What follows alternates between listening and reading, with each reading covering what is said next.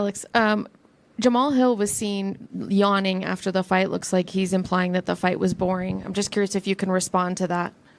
Tem um vídeo do Jamal Hill bocejando depois da luta, como se dizendo que a luta foi chata. O que você acha?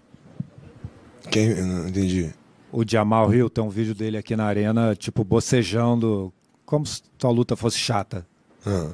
Tá bom. Pior que é mesmo. Acho que ele acabou de acordar do 300. Yeah, maybe he just woke up from UFC 300. Alex, over here. Alex.